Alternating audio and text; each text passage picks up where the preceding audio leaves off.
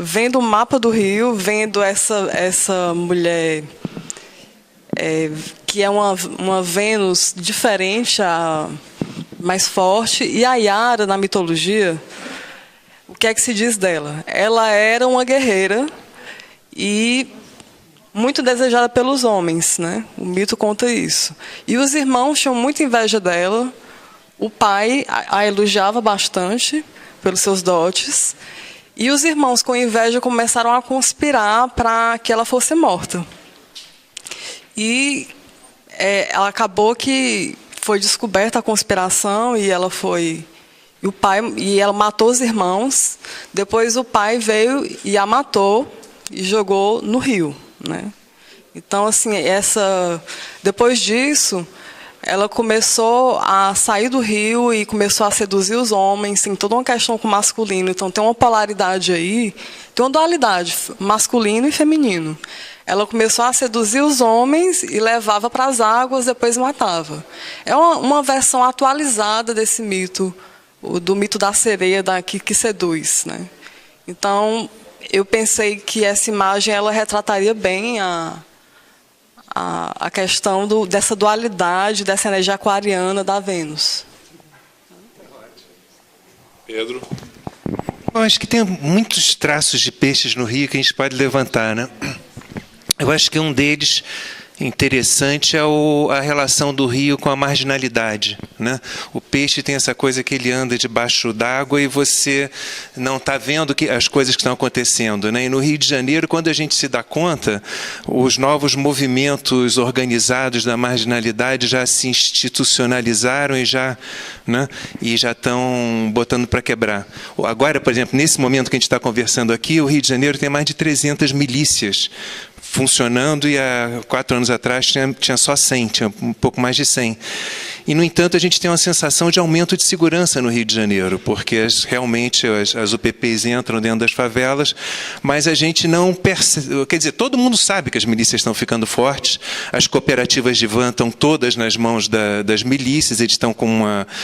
E é um poder criminoso, a meu ver, mais perigoso. Ao meu ver, não. Ao ver de todo mundo, que depois do Tropa de Elite 2, isso virou uma coisa... Você acha que com esse Plutão no meio do céu, há alguma chance de, em algum tempo, o poder oculto ou subterrâneo deixe de ter alguma dominação na cidade? Não, eu acho que existe uma possibilidade boa. Essas coisas vão mudando, né?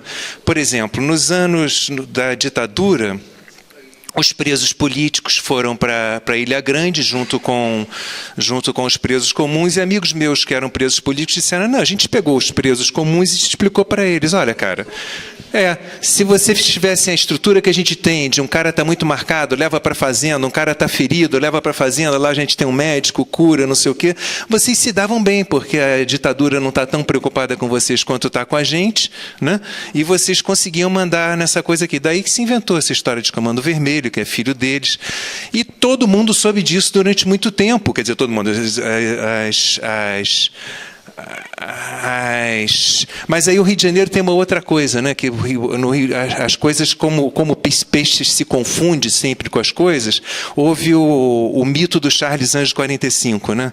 Não, o bandido é o mito do Robin Hood, né? Como é que se diz? Do herói pisciano que vai salvar, que vai dar para os pobres, que vai distribuir igualitariamente para todo mundo.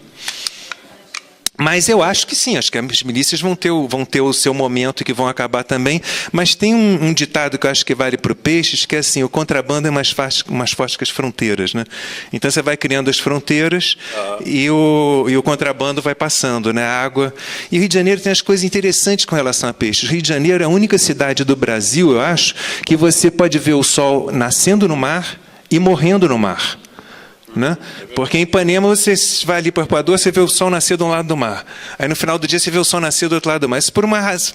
Isso porque as correntes de água que passam no Rio de Janeiro, elas sobem da Antártida, né? Passam pela costa da África, fazem a volta ali na altura de Angola, daí que os portugueses traziam os escravos dali também, porque a corrente facilitava tudo, né? Vêm para Cabo Frio e aí passaram ali milhões de anos cavucando essa geografia que a gente tem do Rio de Janeiro, bateram onde a pedra já era forte, e a gente ficou com essa geografia interessante, onde é o único lugar do Brasil onde você pode ver o sol morrendo, porque o Brasil, o Mar do Brasil todo virado para o leste, né? Bom, o crime com relação ao Rio de Janeiro, com relação ao peixe, tem uma outra coisa interessante com relação ao peixe também, que é o fato de que o Rio de Janeiro tem uma quantidade enorme de ex-criminosos que são dedicados hoje em dia à espiritualidade ou à arte. Eu outro dia estava almoçando, fui na cidade, parei para almoçar num restaurante ali desses de quilo, normais, para ser rápido, e aí quando eu olhei tinha um sujeito rezando assim numa mesa, e tinha mais 4 assim. Aí, enfim, eu não me aguentei, né? Eu cheguei para ele e falei, desculpa, amigo, mas você pode me contar qual é a sua fé, com quem que você estava falando?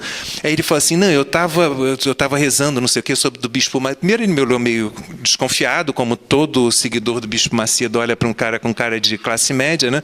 E depois ele falou, não, eu sou do Bispo Macedo, eu era traficante, aquele dali era traficante, aquele dali era traficante, aquele dali era... Todos nós fomos mudados para a espiritualidade a partir do contato com a igreja. E o Rio de Janeiro tem... O Peixes tem essa coisa, né? Dos extremos se encontram, né? Você tem 2 peixes ligados por um cordão umbilical no símbolo dos peixes, que sai da guerra de um para a guerra de outro, sai da respiração de um para a respiração do outro. Então ele vai num extremo e de repente enxerga outro extremo, né? Mas fala que você estava... Posso só fazer Te interrompi. Quando você trouxe a imagem do sol que nasce e morre no mar, me veio isso, né? Me veio essa ideia de que é o crime, mas mergulha no inconsciente e há uma transmutação e tem alguma coisa dentro dessa energia que mobiliza a cura. Então, a cura seria nesse sentido. Eu acho que esse crime do Rio de Janeiro, um dos fatores... Claro, as coisas são complexas, mas um dos fatores que está ligado a ele... Eu dei meditação para 800 lideranças comunitárias diferentes no Rio de Janeiro, né? Eu dava meditação pela ação da cidadania e a gente, enfim, lidou com a relação de espiritualidade com uma quantidade enorme uma vez por mês a gente tinha ali no caso do Porto, a gente se encontrava, na verdade, eram 800 comunidades, mas vinham 1.500, 1.600, 1.700 pessoas, que às vezes vinha mais de uma pessoa da mesma comunidade. E aí, a partir disso, aquelas pessoas daquelas comunidades começaram a pedir para eu ir em loco nas comunidades delas. E uma das coisas que me passa pela cabeça, piscianamente olhando como é que se constrói a geografia do crime no Rio de Janeiro... Por exemplo, eu fui dar umas meditações na Favela da Maré, e lá tem uma ONG que está lá há mais de 30 anos de fonoaudiólogos. Porque você tem barracos assim, de 1 metro quadrado, 2 metros quadrados de um casal, ou às vezes de uma mãe solteira, que tem 7, 8, 9 filhos, que sai para trabalhar de manhã e que tem um medo enorme de que os filhos saiam e se metam na bandidagem. Então, o que elas fazem? Elas trancam aqueles garotos dentro daquele quarto e eles não conseguem nunca falar. Por quê? Porque eles nunca falam a menos de 2 metros de distância. Então, eles não desenvolvem a voz. Mas a grande maioria dos garotos ficam soltos ali no cardume geral e vão aonde a coisa empurra. Quer dizer, existe uma não responsabilização sobre a educação dentro das favelas, uma coisa meio pisciana de deixa para lá, deixa acontecer, deixa rolar, deixa que as coisas se desenvolvem naturalmente. Não, eu não tenho que dar limite para eles, e eles, né, e eles se encontram e que às vezes acaba funcionando a favor favor. Às vezes o lótus sai da lama, né, e encontra o sol, né? Às vezes acaba funcionando não a favor do crime. Mas falta alguém que chegue ali e dê o virgem para aquelas crianças, que dê o limite, que dê o virgem, o signo oposto de peixes, né? Que faça com que eles tenham discernimento de que esse caminho daqui leva a isso, aquele caminho aqui leva a aquilo, né? Que aí seria a sombra, né? Porque se tem vários planetas no meio do céu, puxando para o fundo. No fundo. Aliás, o Júpiter em Virgem está em oposição com Netuno agora. Daí, de repente, essa inflação nos, como é que se diz, nos imóveis do Rio de Janeiro, essa maluquice toda que está ocorrendo aí, né? Não, é somente para ressaltar que o Marte, em conjunção com a Vênus, do mapa do Rio de Janeiro, o Marte também, ele muito alto, muito já perto do topo, em ambos os mapas, ele representa também, porque Marte é o deus da carnificina. O filme novo de Polanski, que foi feito com ele preso, O Deus da Carnificina, é exatamente isso. Começa com as relações saudáveis, gentis, de certa forma até diplomáticas, geminianas e venusianas.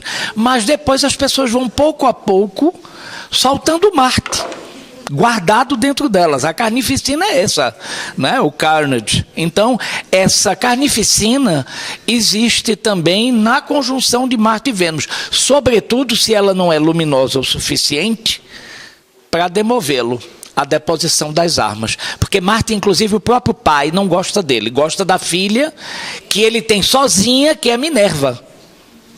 A Palas, a Ateneia. Ele gosta, Júpiter dá preferência sempre a Ateneia, e não a Marte, que é filho legítimo dele com Juno.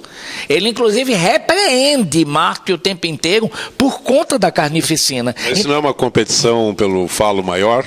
Talvez seja, mas o que eu digo é que, estando no mapa Marte, e não havendo uma contrapartida de Vênus, o Marte vai assumir essa carnificina, não é? Então você tem... É muito comum essas competições entre o pai e o filho, né? Ah, sim. Porque em torno dessa questão da virilidade, da eterna juventude, que o filho vai lhe superar um dia, né? E você vai morrer, ele vai ver coisas que você não verá. Então tem muitos pais. Sim, mas que... nesse caso de não, Marte... eu não estou trazendo do caso, estou puxando do caso.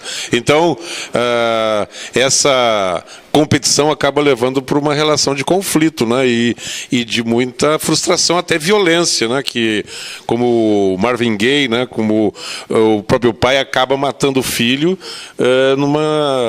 numa expressão de inveja do sucesso e do talento do filho, né? Além disso, os dois têm fogo dentro de si, né? São dois planetas de fogo, né? E quem tem muito... Marte e Júpiter.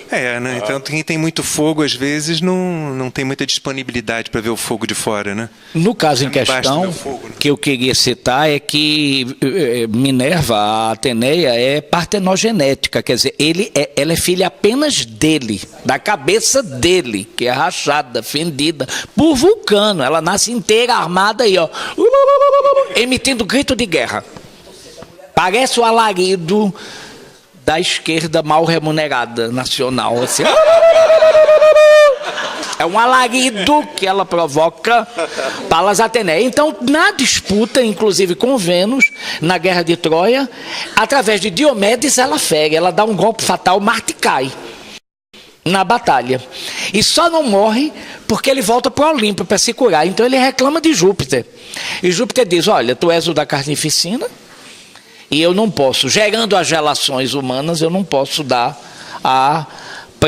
o que eu posso é mandar você para o médico dos deuses. Existia um unguento maravilhoso, um bálsamo, e ele vai então se curar. O que eu quero dizer é que no mapa do Rio, se não houver uma contrapartida venusiana, que a gente assiste no desenvolvimento cultural do Rio, enquanto forma artística, em todas as artes, em todas elas, não é? Uma expressão muito forte, muito acesa disso, mas se não houver isso com os seus concidadãos e, sobretudo, nas camadas menos abastadas, quem vai ganhar é o Marte, é a carnificina que vai ganhar.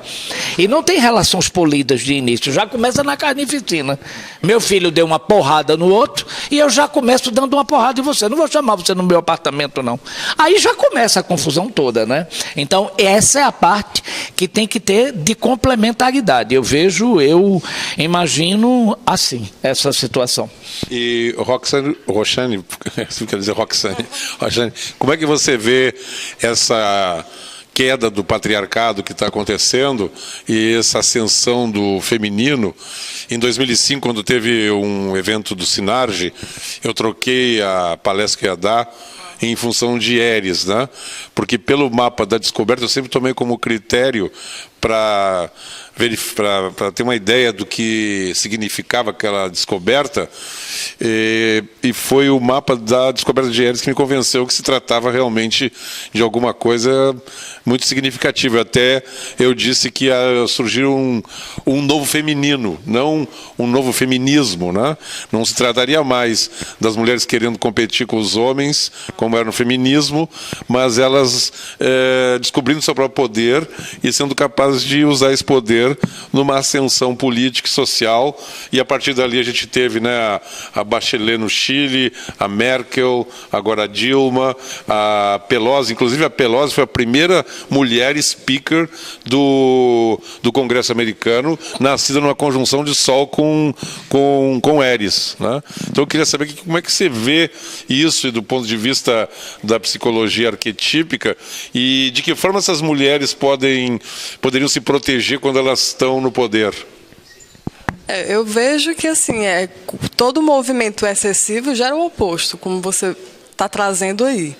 Então, se foram anos das mulheres tentando buscar o seu posicionamento feminino e depois brigando, como foi colocado, para poder provarem que fazem as mesmas coisas que os homens, então vejo que assim, que agora é um momento também dos homens, é uma contradição, porque a gente está vendo as mulheres em ascensão, pegando a nossa presidenta e outros nomes, mulheres em ascensão, mas que ao mesmo tempo elas ainda não estão bem encontradas e vendo que o masculino ainda está um pouco aquém. Parece que gerou uma sombra no masculino, o que eu vejo é isso.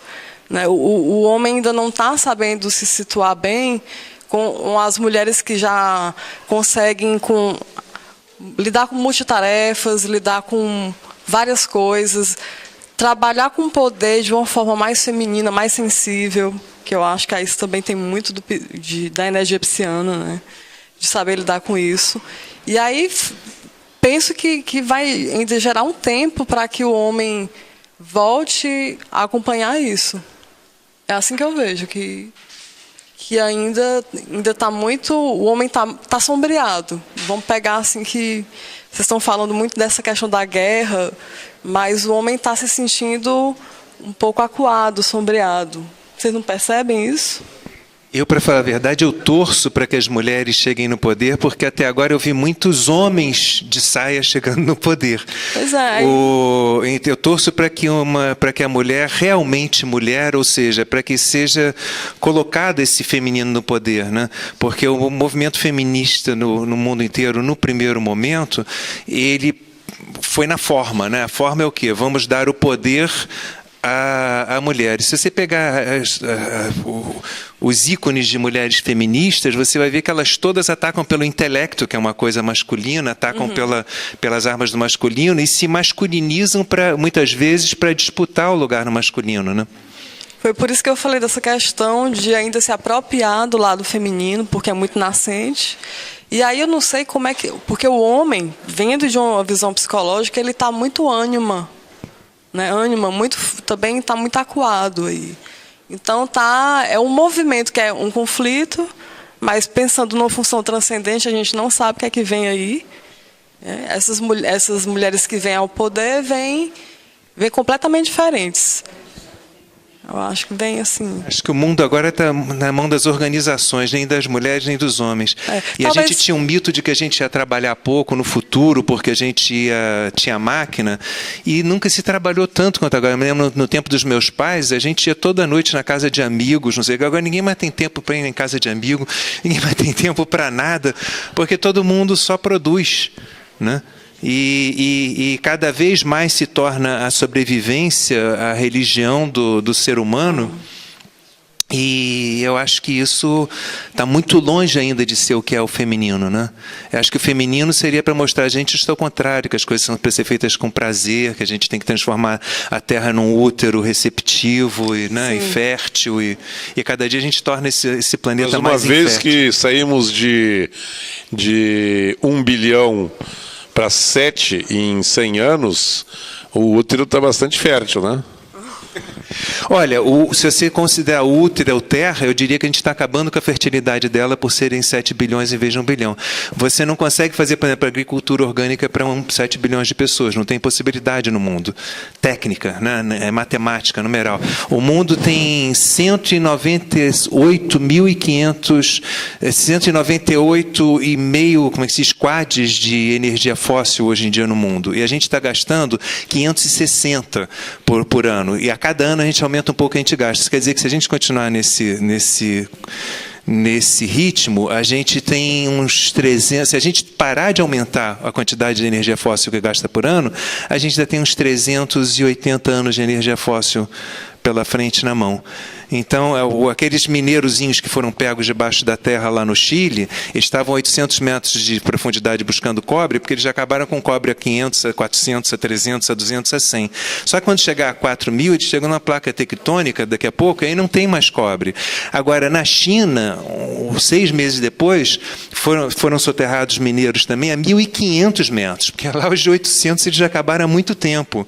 Então, eu não considero isso fertilidade, eu considero isso um canto do cisne, que seria assim: a gente está tendo direito a ter acesso a uma porção de coisas bacanas agora no mundo por um tempo muito pequeno. Quer dizer, o cisne está dando seu canto belíssimo antes de mergulhar no precipício, né?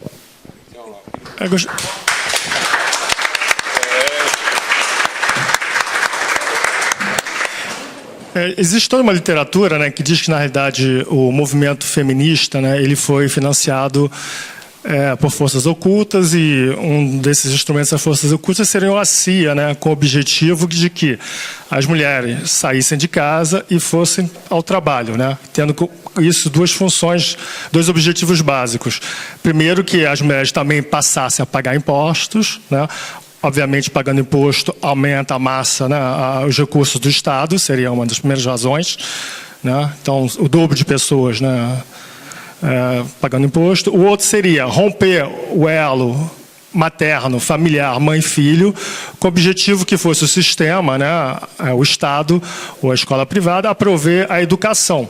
Quer dizer, você rompe, né, com uma tradição, né, cultural, amorosa, religiosa, o que for, e você passa a ter essa cultura imposta pelo Estado, como a gente vê hoje aqui no Brasil, né, o Estado proibindo você de tocar no seu filho, né, e o objetivo seria encaminhar isso para uma sociedade, como a gente viu naqueles filmes, aquele filme alemão que me... É uma sociedade assim, né, onde o amor ele vai perdendo força e as pessoas acabam, o que você exatamente falou, virando máquinas de produção, né? Então, eu gostaria que vocês, assim, Eduardo, essa visão que eu coloquei aqui, vocês colocassem a opinião de vocês, né? Porque exatamente o que ela falou, as mulheres hoje que estão no poder são masculinas, quer dizer, elas exercem um papel masculino, né? E que todo mundo conhece qual é. Então, não adianta nada ter uma Margaret Thatcher no poder, ter uma assassina como Hillary Clinton, ou Condoleezza Rice, ou outras mulheres. Isso, para mim, não são mulheres, são verdadeiras... Né? É isso, tá? Então, eu gostaria de voltar ainda ao ciclo do Cassini. Ele, em 2004, é o primeiro momento... existe o primeiro trânsito de Vênus na frente do Sol. Inclusive, nós demos um curso chamado Despertar da Beleza Diante do Esplendor. Simbolicamente, o ciclo começa, porque tem sempre um miniciclo de 8 anos, o primeiro é um despertar. No despertar, há um comando central. Isso independe de qualquer outra visão social. Simbolicamente, existe um chamado para que a mulher se desperte. Existe um epíteto de Vênus chamado Anadiomene, a que se levanta das águas. Ou seja, a que sai de uma astralidade meramente emocional, onde ela cumpria um papel submisso em relação ao homem, e ela começa a aparecer. Claro que quando ela se desperta, quando ela se levanta, e aí já estou abordando socialmente falando e até politicamente falando, o movimento ainda é novo. E você pode ver que de 2004 a 2012 há uma ascensão no poder do feminino. Eu não estou falando só de estadistas mulheres, não. Eu estou falando de dirigentes, de empresárias, de artistas que saem de uma relação meramente subjetiva para algo mais objetivo. E é claro que esse primeiro movimento é um movimento ainda capenga. É um movimento que está manco. E que faz parte desse ciclo. No final, agora em 2012, e que vai se estender ainda, a gente pode falar ainda de 8 anos, eu falo de 8 meses, mas que podemos falar ainda de 8 anos com esse movimento produzindo fruto, agora é Vênus no espelho. Eu coloquei Vênus se embelezando, porque existe uma coisa na mitologia também, que ela vai, ou, aliás, o símbolo dela é também um espelho que você pega, aonde você se apoia. Para quê? Para ver isso, o homem e a mulher também, para ver aonde anda no espelho a minha sensibilidade. Como está? Demos um curso no primeiro ano, que foi um curso ministrado aqui no Rio, chamado Despertar da Beleza Diante do Esplendor. E dessa vez, comemorando o jubileu de pérola da nossa escola, 30 anos, demos um curso em 3 noites. Criação, abordamos Vênus e Urano no mapa, que é quando ela é criada. Inspiração, Vênus e Netuno no mapa, a fonte, conduzindo a uma maior sensibilidade. E o terceiro dia, piração. Criação, inspiração e piração. Por quê? Porque quando você contempla a sua beleza, é que você tem condição de ver a beleza do outro. E isso é realmente uma piração, porque as coisas assumem uma proporção diferente. E esperamos que isso contamine o social e também o político de uma forma mais amadurecida, de uma forma mais terminativa no sentido positivo. No sentido de que a sensibilidade ajustará a conduta e não o oposto. A sociedade não é reflexo da arte, como queria Lukács. A arte não é reflexo da sociedade, como queria Lukács. É a sociedade que é reflexo da arte. Porque a arte é quem voa. E a sociedade, no dizer de Ortega y Gasset, é o humano mineralizado. Então, uma não pode seguir a outra. O humano mineralizado aponta a forma pela qual aquilo será conduzido. Então, novamente, estamos vivendo agora um ciclo, e a gente tem que dar um tempo para um amadurecimento, onde a mulher vai se negar a realizar simplesmente uma função máquina.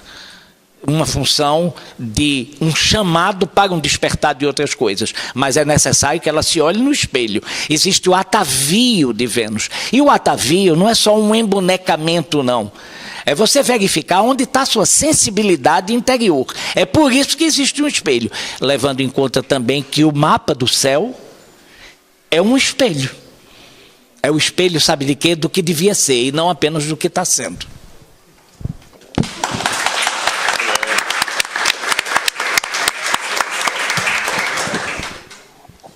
Só fazer uma colocação. Eu pergunto? Uma colocação que eu ia fazer é que eu vejo também esse feminino, além do feminino, a mulher real. O Pedro trocou num ponto que eu fiquei aqui a refletir do movimento do planeta, né? O planeta que está nessa questão feminina, mas que não está conseguindo sustentar. É um útero, nós estamos no útero que está sendo sugado. E aí vem essa dualidade com a tecnologia, que a gente vai ter que ajustar isso. Pensando também no que o Eduardo colocou, de que temos que ver a nossa própria beleza. E aí como é que a Terra, o planeta Terra, vai ver a sua própria beleza, né? como é que a gente vai conseguir enxergar essa beleza? Me leva a pensar que o mapa do Rio de Janeiro, com Mercúrio em Peixes, retrógrado, se a gente for pensar no retrógrado como um movimento de repensar, retomar, talvez esse pensamento também de retomar e repensar a cultura e como é que está o planeta Terra, faz com que a gente consiga enxergar as belezas que ficaram perdidas aí no meio do caminho da água, não é? O John Lennon tem essa música, a mulher é o negro do mundo, né? Então, acho que essa colocação que você fez me faz sempre pensar que foi isso que o patriarcado falocrata produziu nas mulheres. Então, se você diz que uma mulher é um não-homem, né? Ou é um homem, uma mulher é masculinizada, eu acho que você está dizendo que é isso que o patriarcado fez com elas. Então, imagina se você for agora para a Arábia Saudita e você for um ayatolá todo-poderoso e você puder decretar que todas elas possam não usar mais uma burca. Como é que tu acha que elas vão sair de dentro dessa burca? Lépidas e saltitantes e fagueiras? Vai ter tantas delas que vão preferir continuar na burca, porque a burca é uma segurança, por pior que seja. Alguém que carrega uma grade de ferro no rosto, atrás de um homem, caminhando numa rua de Londres, como eu vi no bairro árabe, né? Isso é uma desqualificação do feminino a um extremo que é impensável. Imagina você, põe uma burca e sai pela rua para tu ver o que acontece contigo mesmo. Você sabe que quando... Então, pera um pouquinho, só um momento. Então, eu acho o seguinte, antes de a gente fazer qualquer crítica a essas mulheres que estão ascendendo ao poder, tem que se pensar o que o patriarcado falocrata fez para que só essas conseguissem. Né? Essa que é a verdade. Né? É uma vergonha para nós homens que sejam elas que estejam lá, porque se elas estão assim, fomos nós que fizemos isso. E sem exceção, todos nós aqui somos um pouco mais ou menos coniventes com isso, a não ser que a gente tome alguma atitude e denuncie e se oponha a isso. Eu, por exemplo, na minha casa, eu nunca permiti meus filhos ficar na mesa sem camisa. E um deles me perguntou por quê. Disse assim, no dia que as mulheres também puderem, aí vocês ficam. Né? Porque se não há essa igualdade, quando me falam em religião, eles dizem, olha, vem me falar em religião quando tiver uma papisa, uma ayatolá, uma Dalai Lama. Tá? Aí eu vou começar a me interessar, apesar do meu apelido, né? As religiões é um clube do bolinha, né? Então, uma das maiores desqualificações que o patriarcado fez foi espiritual das mulheres. E isso não é de uma semana, são 2, 3, 4 mil anos que essa história está rolando. Então, eu dou vivas que uma Dilma, apesar de eletrocutada na vagina e detonada como ela foi pelo poder patriarcal, conseguiu estar lá sem ser vingativa. A gente tem que ter um profundo respeito por essa mulher. Eu não votei nela, mas hoje eu voto de novo. Porque ela demonstrou uma grandeza que poucos homens são capazes de ter. Isso aí.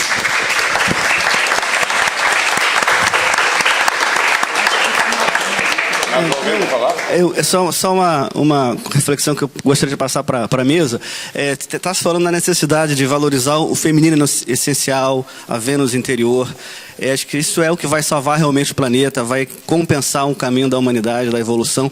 Mas como é que a nossa cidade, com toda essa casa 10 cheia, com uma lua lá em cima, como é que ela pode contribuir para o mundo nesse recado do feminino, que também é um pouco do pisciano, que também é um pouco da interioridade? Como é que aqui agora no Rio... Porque a gente tem uma casa 10 marcante, acho que a gente tem um recado no mundo a dar, a gente é visto. Como é que a gente pode contribuir nesse caminho desse feminino revalorizado e redignificado? Pedro? Para todo mundo, né? Ele vai só distribuindo a bola. Ele é o Deco aqui do Fluminense, ele já manda uma para o Fred, outra para não sei o quê. Bom, se a gente tem o... Pode pisar na bola, mas não no bola. Você pisa no bola, escorrega e leva um gol. Não, eu falei que ele distribui a bola. Então faz o gol aí, vamos lá. Isso está sendo bem venusiano já, né? Bem feminino, bem distribuído. Bom, se o Rio de Janeiro tem o meio do céu em peixes, o hemisfério sul tem muito mais peixe, tem muito mais água do que pedra, né? O hemisfério norte tem muito mais terra, né? E menos água. Isso cria uma polaridade no mundo que eu vejo da seguinte forma. Eu vejo que para coisas terrenas, o hemisfério sul é muito mais água. Quer dizer, para compromissos concretos, aqui as coisas são muito mais soltas, né? Aqui no dia a dia, as pessoas são mais maleáveis. Mas, por outro lado, a nível espiritual, no horóscopo, você tem o Capricórnio mais ao sul e o Câncer mais lá em cima. Ou seja, no céu, você tem a pedra no hemisfério norte, né? E no hemisfério sul e a água lá em cima. Então, a nível terreno, a gente é muito mais maleável e o hemisfério norte é muito, como eu falei, meu amigo lá em inglês marcou 5:05, chegou 5 minutos antes, né? Porque a pedra tem essa coisa do limite, né? Começa aqui, acaba aqui e, né? Tá marcado aqui, aqui. E aqui no Rio de Janeiro você marca às 5 só por marcar. Você fala assim, então passa lá em casa amanhã. Você já sabe que o cara não vai, o cara já sabe que você não vai. Réveillon é o máximo no Rio de Janeiro. Você vai à praia no dia 31 de dezembro, todo mundo fala, passa lá em casa de noite, passa... E todo mundo diz passo, todo mundo sabe que ninguém vai passar na casa de ninguém, mas faz parte, entendeu? Dessa... Oi? Se passar? Leva um susto. Mas a nível espiritual é o contrário. As religiões do hemisfério sul, elas são muito... Capricórnio são muito toma lá da cá. Aqui, por exemplo, o Daime, que é uma religião brasileira, ela se preocupa com a cura. Então você senta e você faz aquela roda e eles acham que estão curando o cara de AIDS ou que estão curando de... Acham mesmo, né? Até hoje não vi nenhum se curar, mas eu já escutei várias vezes dizendo que curam.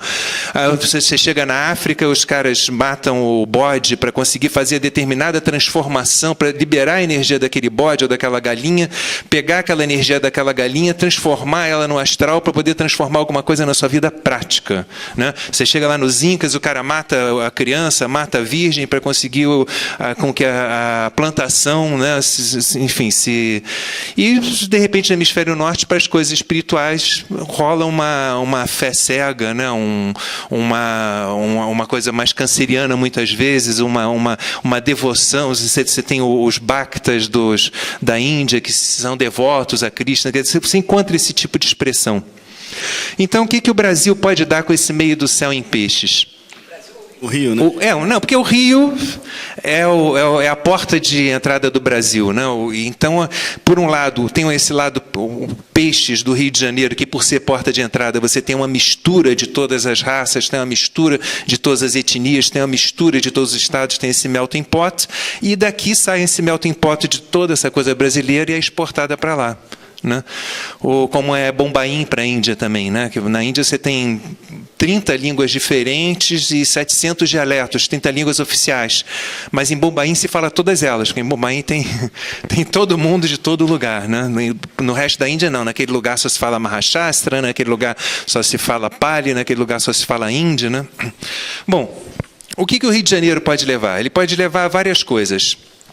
Primeira é a alegria, né? Eu acho que a única coisa que é capaz de mudar um pouco eu me lembro que uma vez eu estava num jantar aqui no Rio de Janeiro de astrólogos, que eu acho que Eduardo Maia estava também, o Bola era capaz de estar, foi um desses congressos de astrologia em que veio foi no Calígula. Eu acho que o Bola não estava não, mas o Eduardo estava. E aí eu estava com a Françoise Gauguelin na mesa, veio um jornalista para mim e falou assim, Pedro, prazer, não sei o quê, sua amiga também é astróloga? Eu falei, Aí ela virou para ele e falou assim, astróloga não, eu sou, como é que se diz, cientista da astrologia. Aí eu olhei para a cara dela e falei assim, muito prazer, eu sou poeta da astrologia. Porque são as duas visões, quer dizer, você para ser astrólogo na Europa, você tem que se provar o tempo todo que você é científico, que você é sério, que você é certo. E aqui no Brasil eu nunca precisei disso. Aqui no Brasil você simplesmente fala o que é, a pessoa sente que bate, no Rio de Janeiro a pessoa sente que bate aquilo na sensibilidade dela e está pronto. bateu como verdade na minha sensibilidade. Quer dizer, o tipo de discernimento vem dessa sensibilidade. Então, acho que a primeira coisa que o Rio de Janeiro pode ensinar para o resto do mundo é a importância da sensibilidade. Porque se você botar a sensibilidade como início, como ponto de partida do discernimento da pessoa, vai ser muito mais difícil ela apertar o botão da bomba atômica. Vai ser muito mais difícil ela ele mandar a mulher usar burca. Vai ser muito mais difícil, enfim, ele fazer uma porção de... Porque quando você entra... A ideia do pisciano é um pouco essa. Quando você entra em contato com a essência embutida dentro de você, você passa a entender a essência embutida que está dentro do outro e você passa a respeitar ele, não porque você tem uma regra de ética na sua cabeça, mas porque você tem uma sensibilidade. Então, a primeira coisa que a gente pode exportar é essa valorização da sensibilidade. A segunda é da alegria, né? O carioca, o Peixes tem um pouco essa coisa de você... Enfim, aqui em Santa Teresa eu vi nascerem 2 blocos, que hoje em dia são gigantes, mas eu vi que nasceram ali daquela coisa dos vizinhos que se juntavam no bar do Serginho, que foram não sei o quê, que foi crescendo, porque todo mundo quer, no carnaval, se perder de mão em mão e ser ninguém na multidão. Como é que é? Quero me perder de mão em mão, quero ser ninguém na multidão, oba, oba, hoje. Então, essa coisa da gota d'água entrar no oceano e se transformar numa coisa só, né? Mas isso aconteceu de uma forma ligada ao coração, né? Ao bumbo ali do coração, né? Ou seja, a essência, a informação essencial, a informação original. E isso trouxe junto um grau de alegria que não se vê fora do mundo. Eu me lembro, na Índia, muitos dos ashramas hoje em dia são organizados por alemães, porque os alemães têm uma cabeça muito mais entortada pela educação do que a nossa, então eles vão para a Índia para tentar se desentortar e eles fazem o contrário. Em vez deles aprenderem com o indiano, eles tentam botar ordem na vida do indiano. Eles dizem, aqui não tem horário, não tem isso, vamos organizar esse ashrama aqui para você. Então eles tornam chato. Então, uma vez eu cheguei na Índia e eu estava num ashrama lá no sul da Índia e tinha uns alemães que estavam botando ordem e cada vez que eles vinham me encher o saco botando ordem, eu falava, fala mangueira, como se fosse um mantra. E os caras não sabiam o que era, mas eles sentiam... Eles sentiam que alguma coisa ali... Quebrava com a... alguma coisa está fora da ordem. E quando eu cheguei no norte da Índia, lá no ashrama do Papaji, que era um discípulo do Ramana Maharishi, quando eu cheguei lá, os americanos, os indianos, quando os alemães vinham, eles falavam, fala mangueira, mas eles não sabiam o que queria dizer. Porque as pessoas que frequentam os ashramas na Índia, tem aqueles que ficam rodando de ashrama em ashrama, como eu, né? Então, esse negócio se disseminou lá pela Índia, o mantra fala mangueira. Então, acho que o Brasil pode ensinar o mundo a não ser sério. Você entende? A ser mais alegre e sensível do que sério. Vou deixar você por último, então. Só falar. O amor oficial de todas as estrelas. Isso.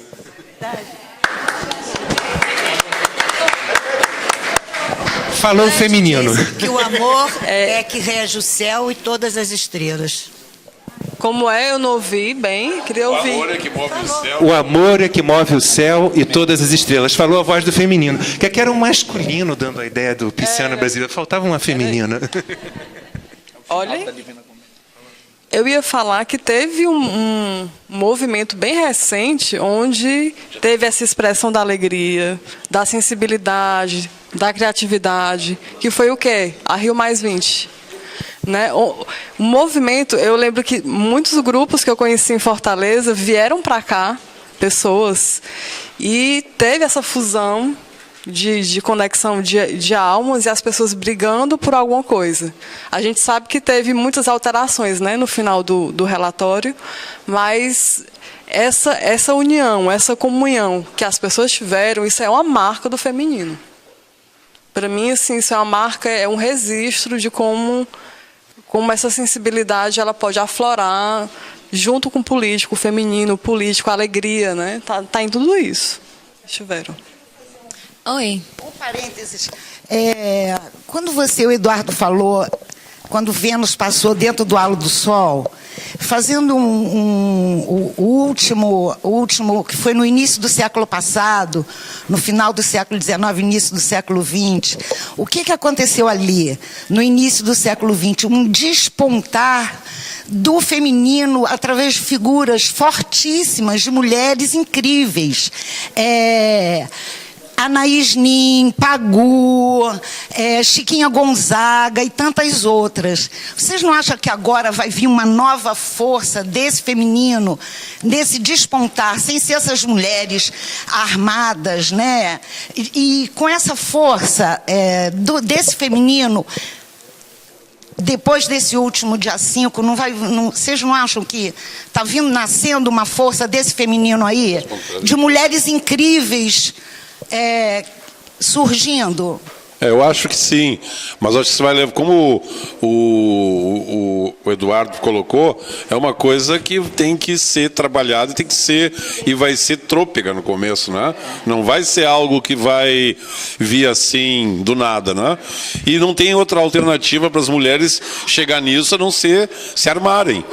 Você veja bem, nós estamos agora tendo um julgamento no STF que muito significativo nesse sentido, porque quando estourou esse escândalo do mensalão e o Zé Dirceu foi obrigado a renunciar, né, do chefe da Casa Civil, e o Lula nasceu com Marte, a Lua e Saturno em Câncer, e ele chamou a Dilma, né? Eu falei, agora ele chamou a mãe. E essa mulher agora não vai permitir que nada mais disso aconteça. Desde que ela entrou na Casa Civil, acabaram-se os problemas do Lula. Ela pôs ordem na casa, né? Ela botou os ratos para correr, ela cortou a história, né? Então, acho que esse julgamento é muito significativo nisso. Quer dizer, a mulher tem um senso prático maior que o do homem. Quando perguntaram a Bachelet qual a diferença entre uma mulher no poder e um homem, ela disse: a mulher não tem o protagonismo do homem, né? O homem chega ao poder e se ufana, e se torna um pavão, ele quer mostrar todos os símbolos fálicos de seu poder, né? E se exibe, e nisso daí ele fica narcísico e altamente iludido. E não enxerga, como o Zé Dirceu, como o Collor, tantos outros exemplos que tem aí, né? Então eu acho que essa ascensão do feminino, os americanos há muito tempo já perceberam que as mulheres são mais assíduas, mesmo com menstruação e com problemas de TPM e de gravidez, elas são mais assíduas e os equipamentos das mãos delas duram muito mais. Tanto é que o seguro de carro no nome de uma mulher é mais barato que no nome de um homem, né? Você não tem mulheres serial killers, são raríssimos os casos, né? Quando tem essa tipo Yara que começa a matar os caras e jogar no rio, né? Então, se você for ver, muito mais a mulher por natureza, ela é protetora e dedicada, né?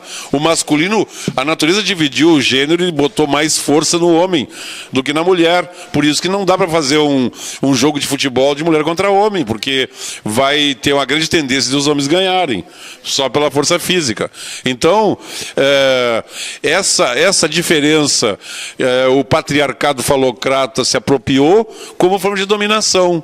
E eu acho que é isso que está broxando agora, esse grande falo do patriarca, né? Está precisando de Viagra, né? de qualquer tipo de suplemento para continuar. Como disse aquele médico da TV Globo, ele falou: nós estamos caminhando para um mundo que as mulheres vão estar com peitões de silicone, de velhas com peitões de silicone, e homens tomando Viagra para saber, mas sem saber o que fazer, onde enfiar, o que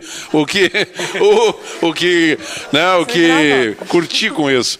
Então eu acho que o caminho vai ser longo ainda. Eu não acho que é fácil, e nós temos que estar preparados para ver essas mulheres armadas, porque se não é assim, o patriarcado não dá lugar para elas. Se elas não entrarem realmente mostrando, fazendo um a mais, elas não vão ser respeitadas. Então, acho que a gente tem que apoiar e tem que estimular, porque precisa disso, porque na era de Aquário, torno da casa 4, se não forem as mulheres, nós estamos perdidos. Eu trouxe uma contribuição final para a cidade do Rio de Janeiro. E na minha pesquisa, a contribuição vem de um anfíbio, como eu também me sinto, de um poeta, metade pernambucano e metade carioca. O poeta se chama Manuel Bandeira. O livro onde está inserido se chama Estrela da Tarde, no tópico Louvações. Pois Manuel Bandeira é desconhecido, mas ele tem uma louvação à cidade do Rio de Janeiro.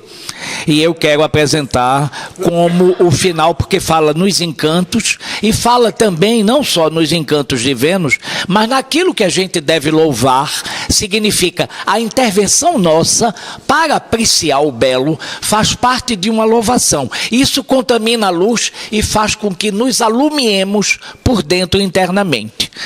Louvo o Padre, louvo o Filho e louvo o Espírito Santo.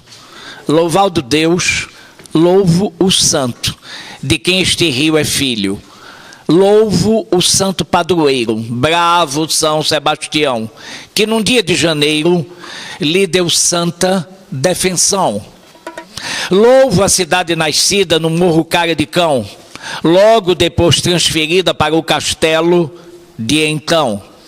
Descendo as fraldas do outeiro, avultando em arredores, subindo a morros maiores, grande Rio de Janeiro. Rio de Janeiro agora, de 400 janeiros, o rio de meus primeiros sonhos, a última hora de minha vida, oxalá, venha sob teus céus serenos, porque assim sentirei menos o meu despejo de cá. Cidade de sol e bruma, se não és mais capital desta nação, não faz mal. Jamais capital nenhuma, Rio, empanará teu brilho, igualará teu encanto. Louvo o Padre, louvo o Filho e louvo o Espírito Santo.